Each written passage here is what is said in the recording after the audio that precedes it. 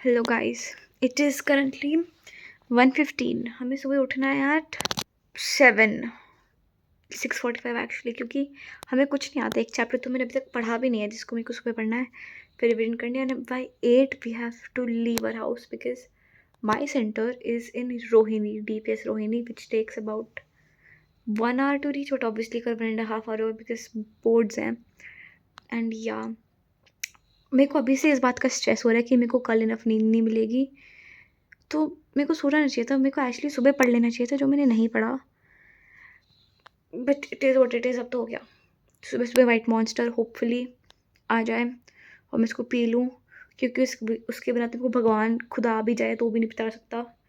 बाकी भी तो अपनी गर्दन सेक रही हूँ, क्योंकि जितनी भी डिजीज़ और इंजरीज़ हमने फिज़िकल एजुकेशन में पढ़ी है उसमें से 99 तो मेरे पास ही हैं। तो परफेक्ट स्पेसिमेन में सो जाना चाहिए। कल सुबह देखते हैं क्या होता है। तो मैं भी सो के उठी हूँ। सुबह सुबह हम पेपर देने गए तो 1:30 सोए थे, तो 7 बजे उठना पड़ा। अब क्योंकि रात को बारिश हो गई जो पिछले 1 महीने से नहीं हुई, पहली बार हुई कल रात को, बिकॉज ऑब्वियसली क्योंकि मेरा पेपर है, समझ रहे हो। तो रात को बारिश हो गई तो सुबह जल्दी निकलना, तो उसमें पैनिक से तो मैं भूल ही गई थी मेरे को रिकॉर्ड करना है कुछ। पेपर के बाद भी भूल गई, मेरे को अभी याद आया।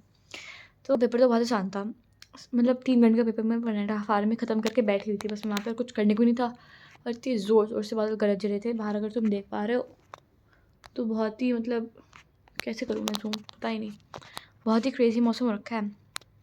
मेरे माँ बाप तो कॉफ़ी पीने चले गए मेरे को छोड़ के।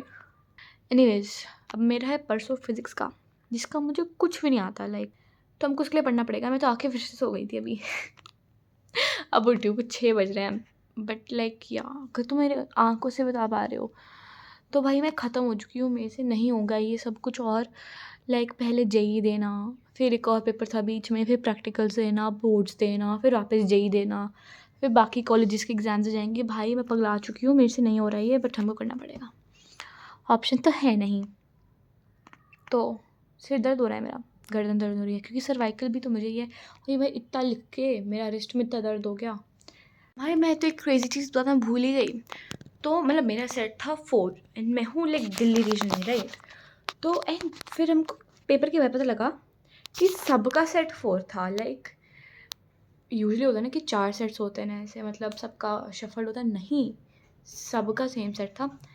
एंड जो मेरे दोस्त थे जो दूसरे स्कूल्स में, उनका भी वही सेट था। तो which makes me think I think एक ही सेट था जिन्होंने उनका नाम सेट 4 रख दिया। अगर पहले पता होता ना तो चीटिंग तो कर लेते। But I don't know, I think may be because physical education है, कोई मेन सब्जेक्ट नहीं है, इसलिए नहीं बना इसके। But which is also crazy because ये सब्जेक्ट तो आर्ट्स वाले, साइंस वाले, कॉमर्स वाले सब लेते हैं। पता ही नहीं, बट सेम सेट था। देखते हैं फिजिक्स में भी अगर सेम सेट हुआ तो क्या पता, एनीवे गाइस, मैं आपको अगली वीडियो में मिलती हूँ। तब तक hope for physics, pray for physics. Newton बाबा मेरे को थोड़ा सा मतलब ज्ञान दे दीजिए, मेरे को तो बहुत ज़रूरत है वैसे। Bye bye.